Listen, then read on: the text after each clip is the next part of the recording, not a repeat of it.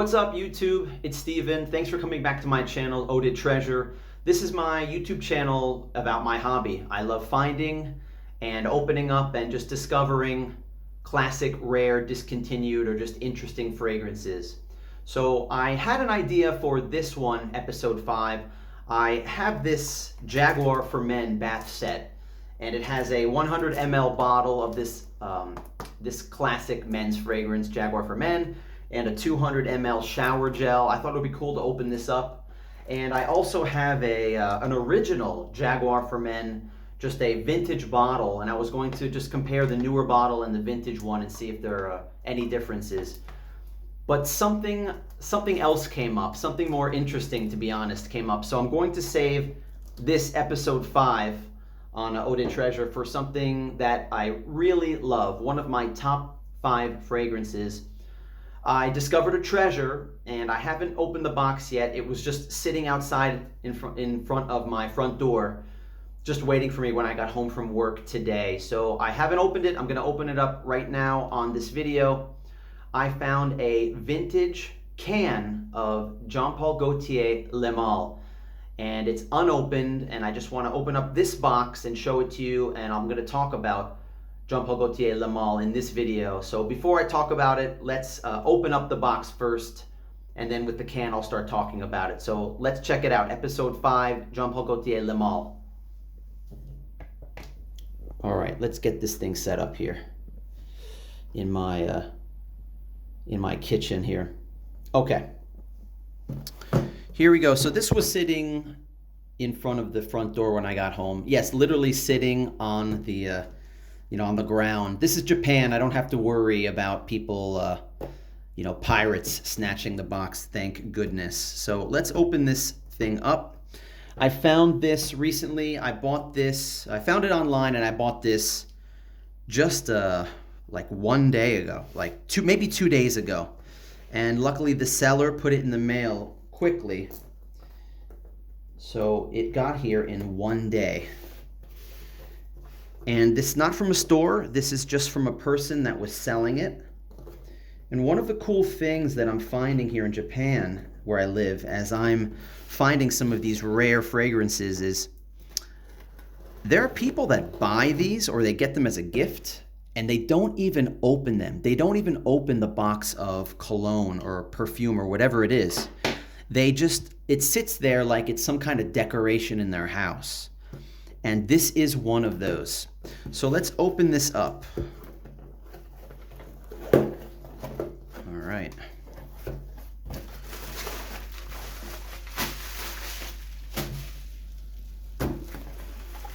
There it is. There is the can, the famous Paul Gaultier Le Male can.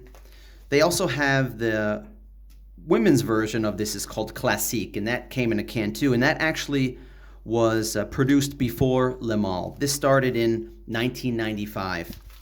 And I think the Classique started in 93 or 94. Can't remember exactly. What did I pay for this? I'll just tell you right off the bat.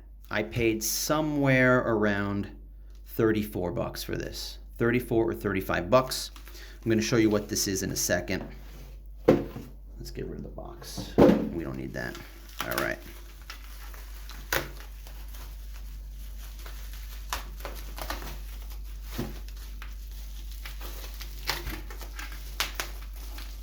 Okay.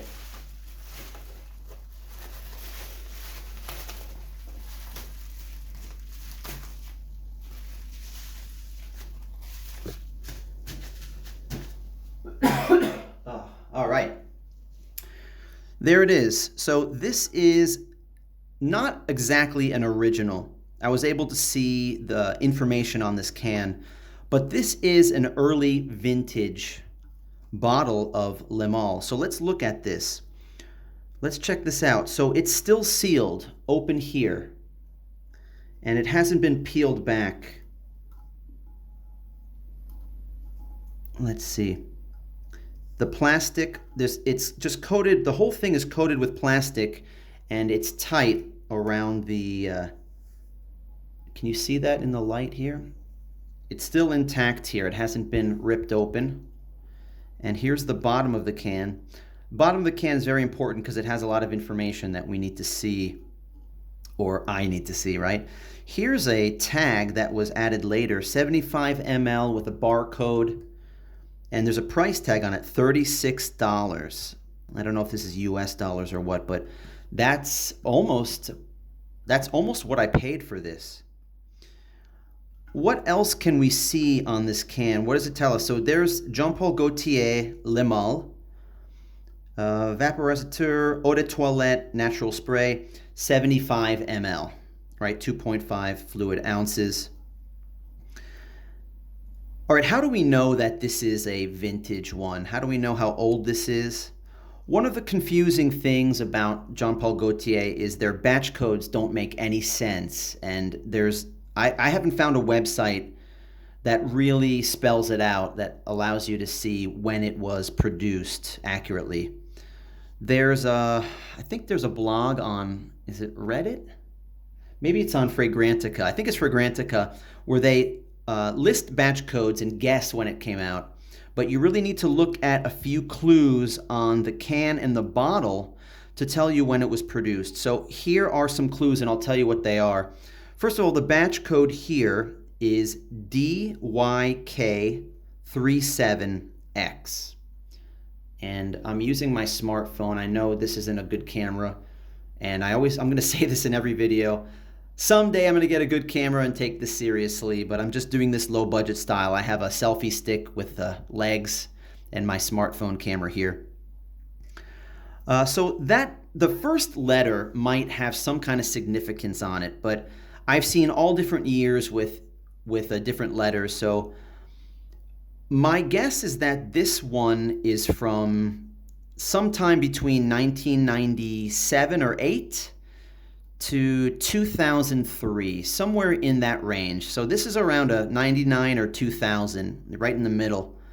Interesting, there's some of these stickers here, and I'll leave them on because it doesn't interfere with anything. It doesn't block anything.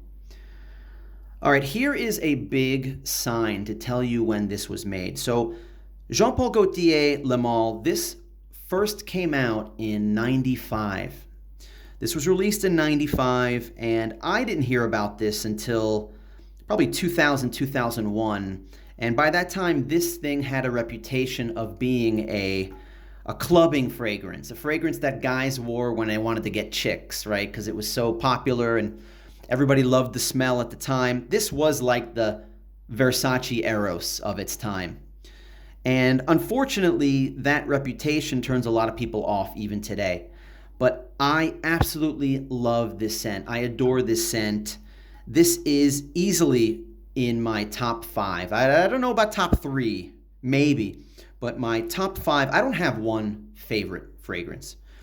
I have a top 5, and sometimes a new one comes in and an old one comes out. I change that top 5, but I just love this one. I love that combination of the mint and vanilla and lavender. People say this is a barbershop type fragrance. I don't think so. My barbershop never smelled like this. The barbershop I remember from growing up smelled something like the chemicals that you put the jar of combs in, right? So here is a telltale sign of when this came out, this particular one. It says BPI, and the address in Paris says 75116. Do you see that? 75116. It's not clear. Maybe this is better. 75116. So this is not the first year or second year this came out.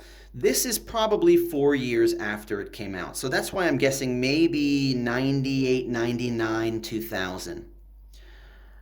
The first year that this was produced, the address, the number, the zip code here was 75008.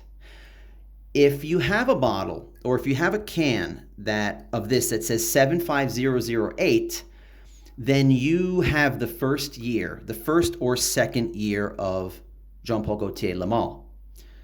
If you're wondering who cares, I care because I'm a geek and I totally geek out on this stuff. I really love just finding the original ones because There are all these rumors, true or untrue, about reformulations. You want the originals. You want them because that is what the artist, the perfumer, intended it to smell like.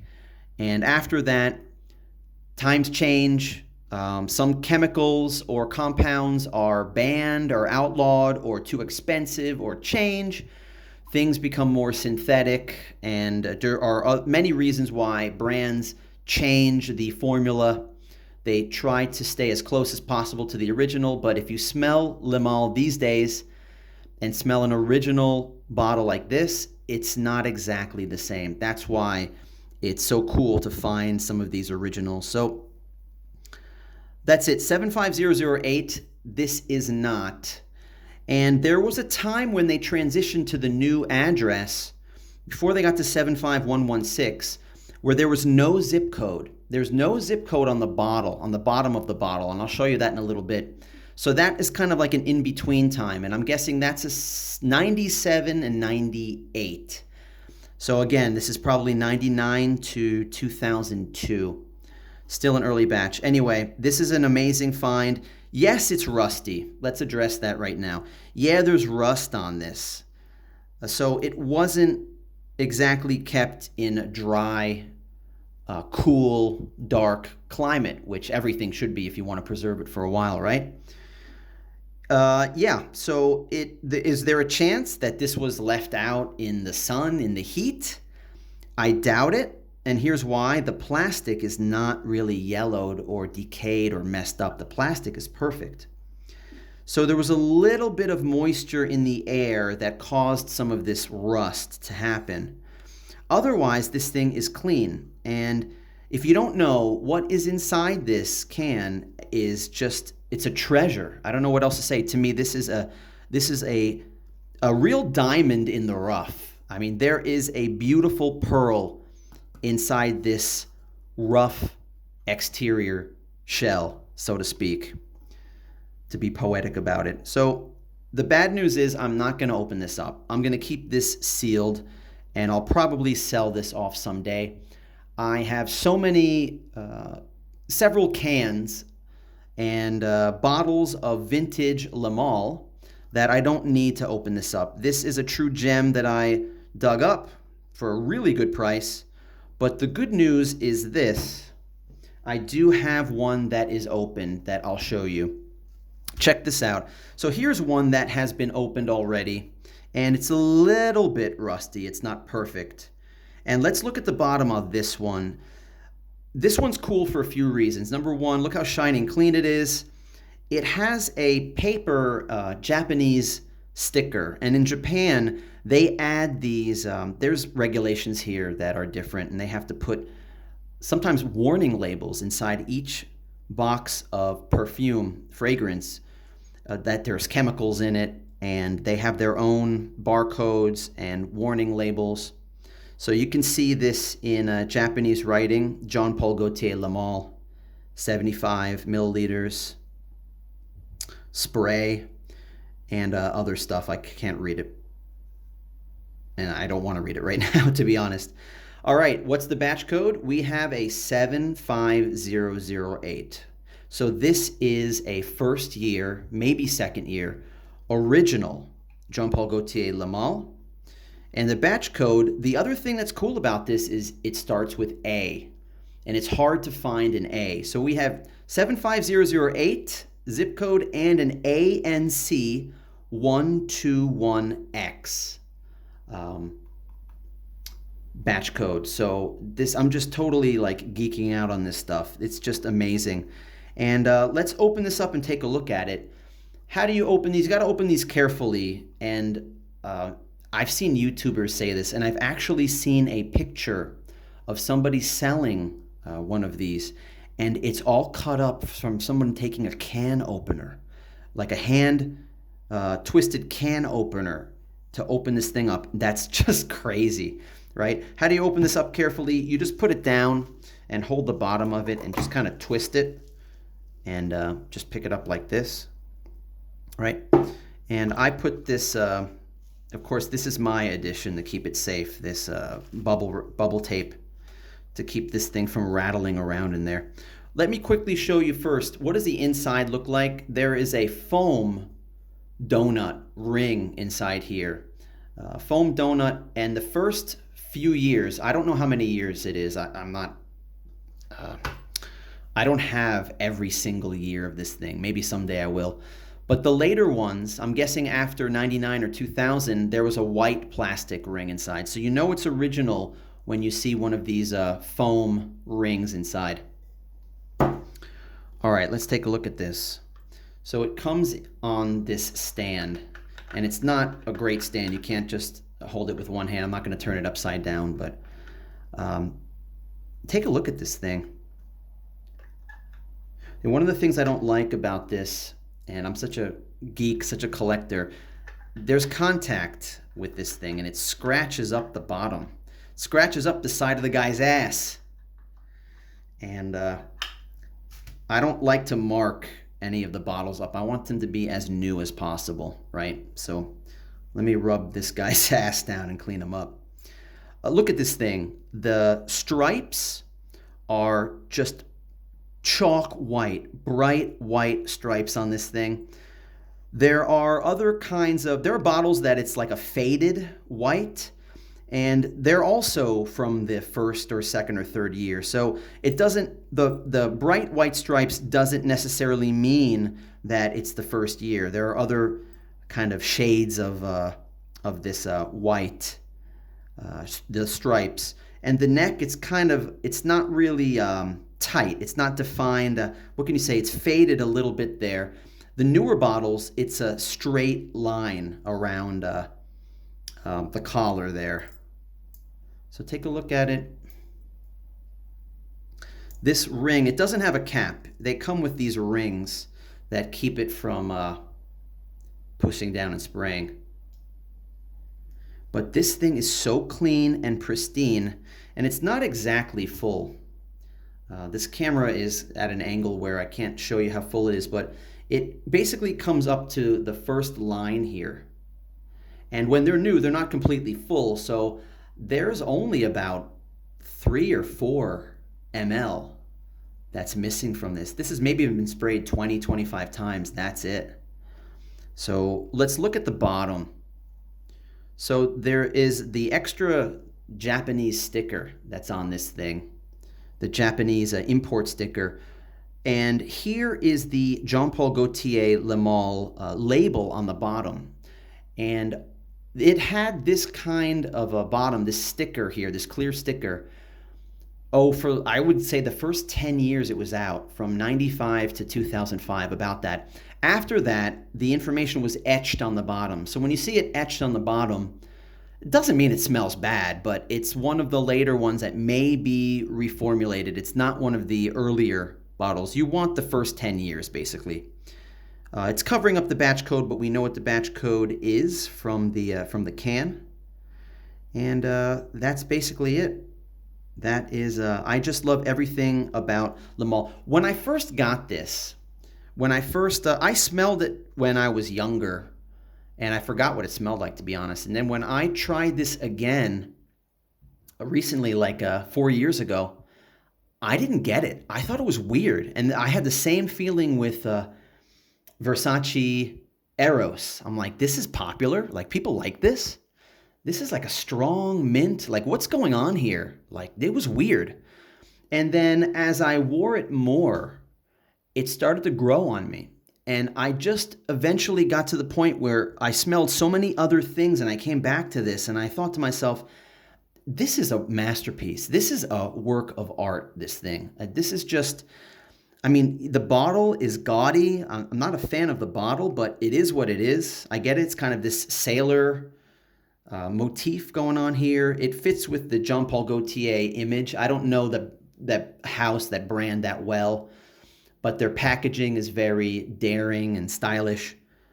And it's just, now I love this. And people these days, reviews say that this is a dated scent. Like, they'd never wear it anymore today. It's dated.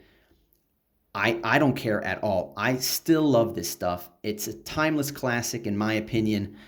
And when I spray this on and I wear this out, people compliment me. People say, wow, that's nice. I can smell that. It smells like vanilla or something like that.